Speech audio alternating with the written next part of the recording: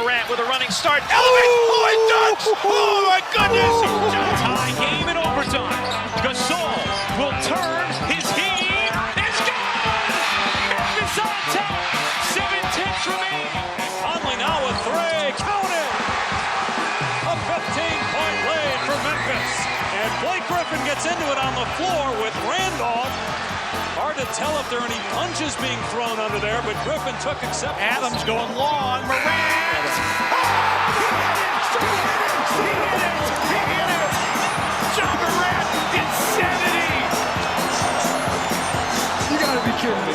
Welcome to Grits and Grinds, a Memphis Grizzlies podcast. My name is Keith Parrish.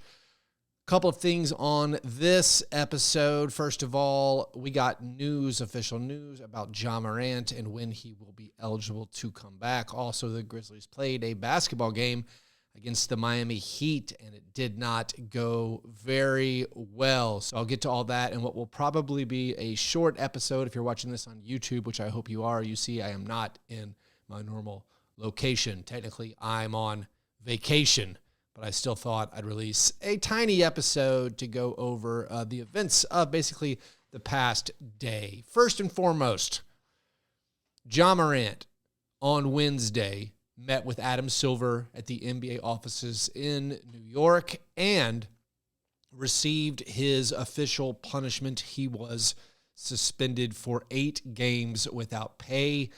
The question I think a lot of us had about his suspension or any suspension was, is it going to include time served or games already set out, for lack of a better term? And yes, in fact, it did. Ja has been suspended without pay for 8 games, which includes the 6 games he's already missed.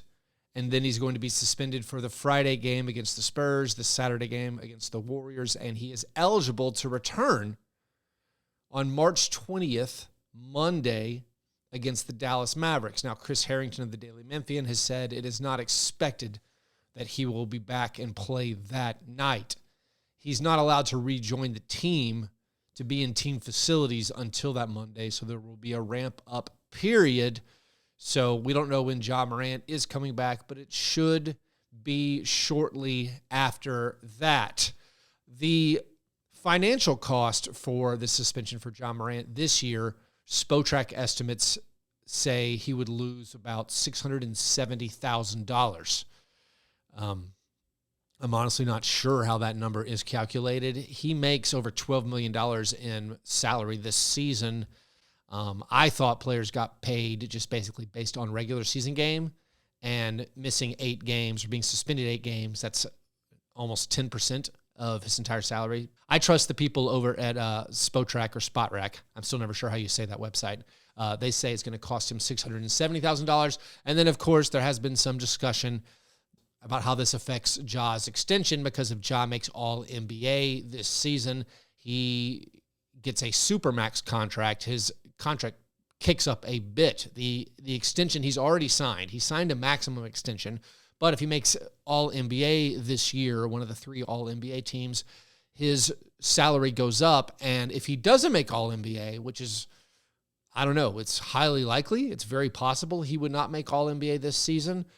I mean, Steph Curry keeps playing the way he's playing. He missed a lot of games, but Steph Curry's been incredible, and like De'Aaron Fox, and there's just a bunch of guards who can make the All-NBA team. And if this off-the-court stuff, his lack of performance, if that causes him not to get voted onto All-NBA, over the lifetime of his next contract, that's going to cost him, somewhere around $35 million or maybe $40 million, around there. So there's a huge financial penalty that Ja Morant is paying for this suspension and for the consequences of his actions. Ja Morant also went on SportsCenter, where he was interviewed by Jalen Rose about all the incidents. You can check that out if you want.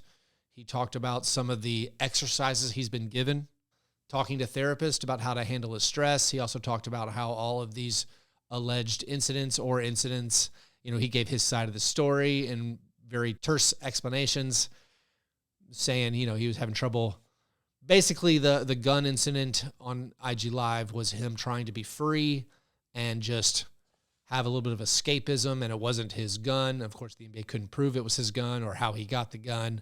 And then all the other incidents, he just said he was protecting his family. But he's learned now that he's got to do better, and he's got to protect his financial prospects, protect his career, and that is something that he maybe hadn't considered. Again, you can watch this stuff for yourself, draw your own conclusions, and have your own takeaways. But we do know now that Ja Morant is going to return. I think it's fair to say he's definitely going to return this regular season and will be around for the playoffs. There's nothing else hanging over Ja's head as far as what other suspensions or punishments would he possibly face.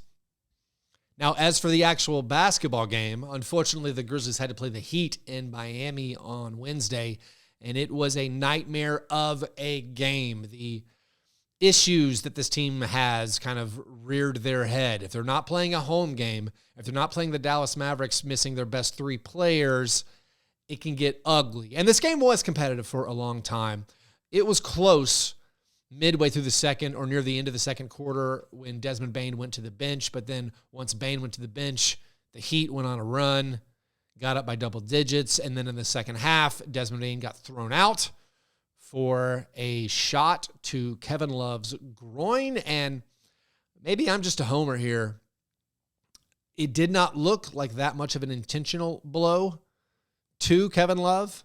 You thought maybe it would be a flagrant foul. It was clearly a blocking foul on Kevin Love, but the flagrant foul can supersede a blocking call. I was definitely surprised upon instant replay review that they judged it a flagrant 2. I actually was watching the Miami feed, and they thought, it could be a flagrant 1, but then once it was a flagrant 2, they were like, all right, sure. He kind of dug in or something. I don't know.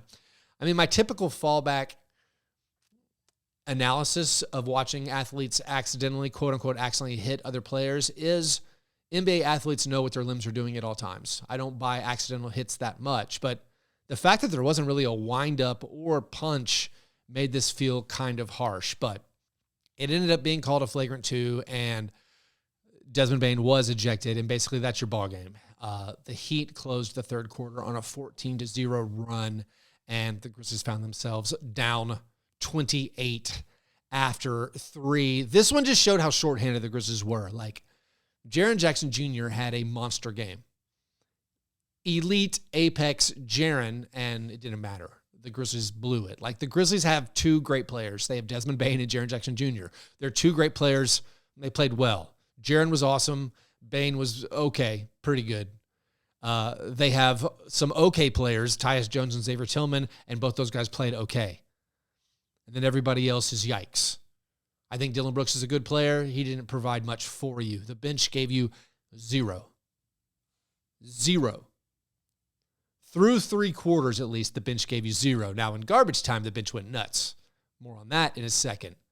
Through 3 quarters, the Grizzlies bench, this is John Conchar, Santi Aldama, Luke Kennard, and David Roddy. Through 3 quarters, they'd made 5 field goals. They were 5 for 19 from the field. I mean, Conchar made an early 3, and we're like, all right, nice, way to knock down a 3-pointer, but then he didn't make anything else, and so now he's made 1 field goal attempt in his last 3 games. Santi Aldama struggled. He picked up some assists, good to see. 4 assists for Santi, but struggled badly from the 3-point line. Santi finished with 5 points, missed all 5 of his threes. He's now missed all 10 of his 3-point attempts in the past 3 games. Roddy came in. Roddy's been the hero.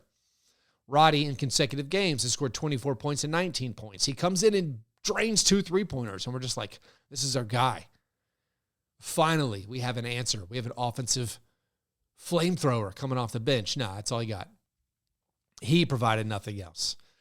I mean, I don't know if they should reshuffle the bench. Kennard, he only got to play 8 minutes in the first 3 quarters. He comes in garbage time, knocks down 4 3-pointers to get his 3-point percentage right back up. He had missed 12 of his previous 16 3-point attempts, which had caused him to fall out of the top spot in the league for 3-point percentage. So he hits 4 in garbage time. Is there an argument he should have been playing much earlier?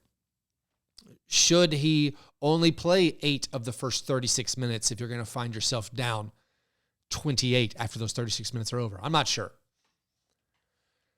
I still understand Konchar checking in first. I know it's not a popular opinion. Normally, the first subs out, you sub out Xavier Tillman and Desmond Bane. I understand if you still have Tyus Jones, Dylan Brooks, and Jaren Jackson Jr. on the court to go with the less offensive option. Like Kennard, more of an offensive option than Konchar, so is Roddy more of an offensive option. It makes sense to me why you still have Jaren, Dylan, and Tyus out there to bring in a glue guy, to bring in Konchar.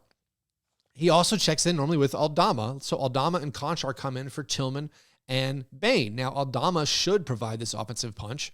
He is an offensive player. He's a positive offensive player. At least that's how he's being treated in the rotation. And then they don't bring in Kennard until usually the second quarter along with Roddy. That is to pick up the slack once Jaren goes to the bench. It makes sense to me. It's not working because the Grizzlies bench just isn't that consistent or good. You can't depend on them. I do think Konchar, his ceiling is lower than maybe just playing just what happens if you just play Kennard more minutes or Roddy more minutes, or hey, dust off Zaire. Zaire scored 12 points in the fourth quarter garbage time. By the way, fourth quarter garbage time, the entire fourth quarter, the Grizzlies scored 42 points. That's their highest scoring fourth quarter of the season. The Grizzlies had the worst offensive rating in fourth quarters, as I've been saying over and over and over recently on this show. Well, that's how you change it in garbage time. You drop 42 on the Heat. The Grizzlies had 3 double-digit scorers in the fourth quarter. Kennard had 14 in just the fourth. Kenneth Lofton Jr. scored a career-high 10 all in the fourth.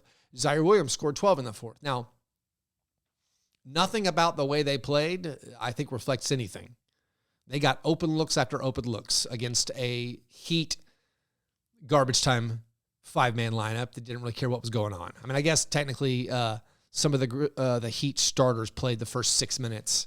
So you could say, good job, bench players on the Grizzlies, getting your shots up. But like Zaire, he scored 12. He was a mess to me. He tried to beat somebody off the dribble, and it was just like a baby deer learning to walk. It was just so awkward and poor looking. Yes, he made some dunks. Yes, he picked up a steal. Yes, he hit open threes. Maybe he'll do that. Maybe because his ceiling is higher, though, you still want to play him over Konchar because you kind of know what you have with Konchar, and maybe that's an argument for Roddy. Like, I do think there's an argument for Roddy and Kennard's minutes. Like, why did Kennard get pulled out for Konchar halfway through the second quarter? Kennard had only played 6 minutes. It is only stint in the first half, and yet when Bane comes out, they put Brooks and Konchar back in for Kennard and Bane. Why aren't you leaving Kennard in there, maybe to give you a little bit more offense to pair up with Tyus and the front court of Xavier and Jaren? I think that's a fair argument. I think maybe if you had it to do over, knowing that the Heat are going to go on a 13-2 run, you leave in Luke Kennard to play Luke Kennard with maybe Bane at the 3 with Tyus Jones. So you have Tyus Jones, Luke Kennard, Desmond Bane, Jaren, and Dylan. I'm not sure. I think they consider Konchar to be a little bit more versatile, and that is a small ball-ish lineup. It was Jaren as the only big. But again, here you're leaning on Roddy, I think. So again, I know the natural fan frustration of being like, why don't we play this guy? Why don't we play our shooter more? Why don't we play our young guy more? I look at the Grizzlies rotations and I'm like, I don't know. I don't know if there's a right answer. What are you going to do? These players are okay bench players. None of them are players who you would definitely say are going to play in the top 7 of every team. Like, we already know Kennard wasn't in the Clippers rotation. Roddy is a rookie who hasn't been that awesome all season. He's on a great stretch. He's been playing very consistently recently. But like Konchar, Aldama, Roddy, Kennard, those guys aren't in the top 7 of every NBA team. We're asking them to be, our 6 through 9 guys. And there's going to be nights like this when you play a Heat team at home where the Heat just play better than you. The Heat beat you in second chance points, in fast break points in the paint, and thus you lose by a lot. Anyways, that's all I've got for today. The Grizzlies are back at it on Friday night, road game against the Spurs, and then the huge home game on Saturday, second night of a back-to-back, playing the Golden State Warriors.